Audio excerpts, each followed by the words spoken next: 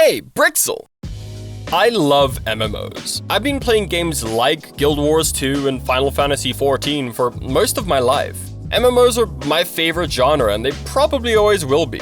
I'm sure many of you, like me, think back fondly to times when every mount, pet, or pair of pants was just an achievement, boss, or hidden unlock away. Sure, some of the more prestigious items weren't easy to get, but that was the point. With hard work and a bit of luck, you too could be flying around with Thunder Fury on your Ashes of Alar. So I remember looking on in abject horror as Blizzard released the infamous Sparkle Pony. For just $25, you too could own your very own Butt Stallion. And yes, the "it's only cosmetic, bro" crowd existed then too, but some of us could see that this was the sparkly starting point of a very greedy, very slippery slope.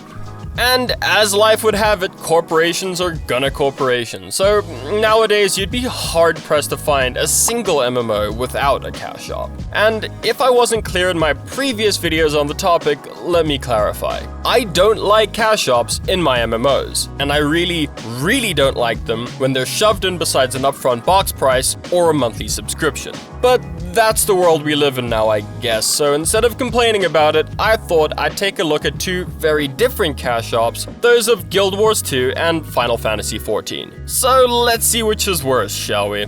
But before I do, I gotta pay my dues to Susan, so ding the thing if you're new here. We got new MMO content coming out every dang week. So, this week, we're gonna be looking at the cash shops for two of my favorite MMOs. But I'm going to leave the opinions to you guys in the comments. This week, I'm just talking facts here, because I know how you guys get when I share my opinions. So no opinions from me this week. Nope, no siree, just facts.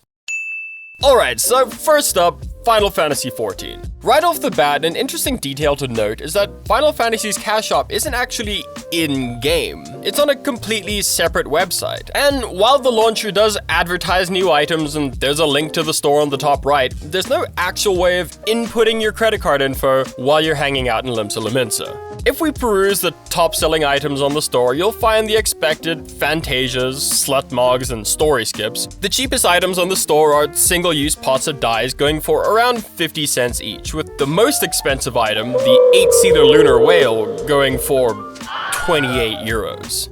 The Lunar Whale is the only 8-seater mount in the game, so if you and 7 of your closest friends want to go joyriding while looking down on all the plebs riding their chocobos, you're gonna have to fork out for the privilege. However, I do have to appreciate the humor in making the most expensive item in the game a whale. Well played, Squeenix. Well played.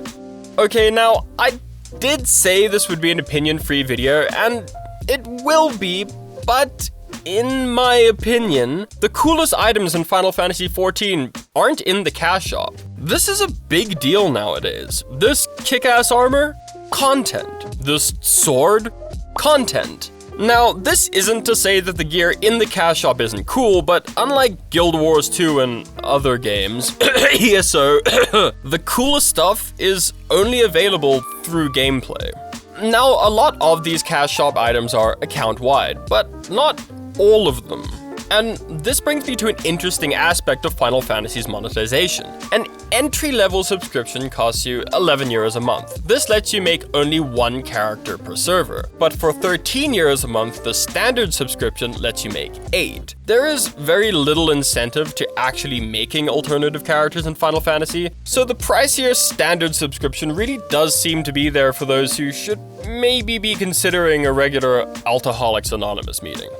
Now, on that note, a lot of MMO players are used to paying a monthly sub by now, but there are still gamers, a sizable amount, that think paying for a monthly game sub is completely outrageous, which is a fair argument, but if you're asking me, I have no opinions whatsoever. So, rounding up Final Fantasy, there is a lot of stuff in this cash shop that cannot be acquired in-game. There are also level boosts and story skips like in Guild Wars 2 and most MMOs, but I think that's a topic I'm gonna save for a week when I am sharing my opinions. Cause oh boy, I got opinions. Okay, moving swiftly along. I'm fast as the wind. Guild Wars 2.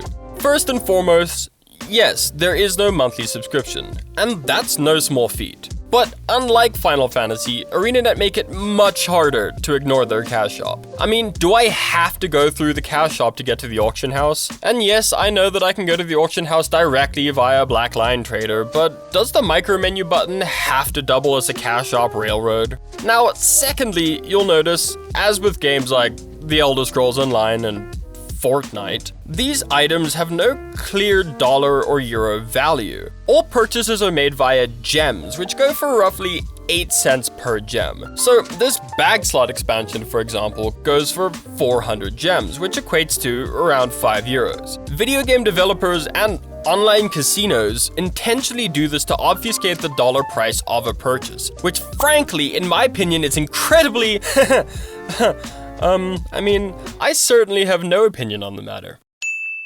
Now, besides bag slot expansions, there are a ton of quality of life items in the cash shop, which honestly just feels like ANET incessantly tapping you on the forehead until you pay them to stop.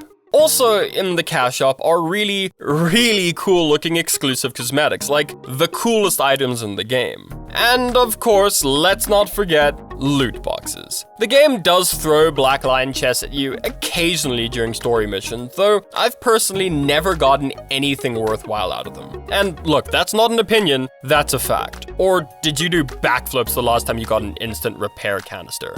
Speaking of which, the cheapest item I found in the Guild Wars 2 cash shop is the instant repair canister. Along with other pretty small items, it goes for 35 gems, while the most expensive item, this End of Dragons preparation pack bundle, will set you back 2,000 gems. Seriously though, who would actually pay money for an instant repair canister?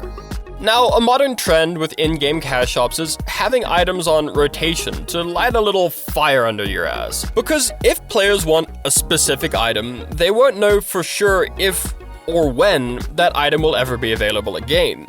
Now, as you know, this is an opinion-free zone this week, so go check out Folding Ideas' video on manufactured discontent. But if I were sharing my opinions, which I'm not, I might hypothetically use phrases like dodgy or sinister. Right, now for a more universally contentious point. Vital parts of the Guild Wars 2 story, the Living World chapters, are only accessible for an additional cost through the cash shop. If you were playing the game when the chapter went live, cool, then you get it for free. But if not, it can be up to 640 gems a season. My opinion on this might be referred to as strong, but thank God I already expressed those opinions in a previous video. Link in the description. Okay, so if I was an opinion sharing brick, which I'm not, at this point I might say something like, well, Final Fantasy clearly has the superior cash shop. But wait, there's more!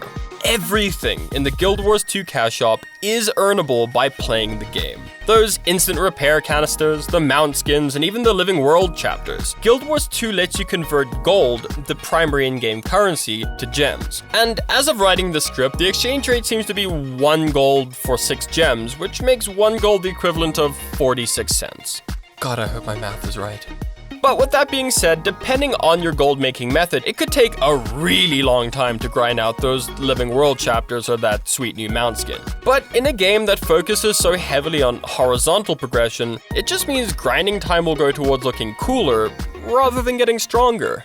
Alright, look, these games have very different approaches to monetization, which ultimately makes each of these cash shops look very different.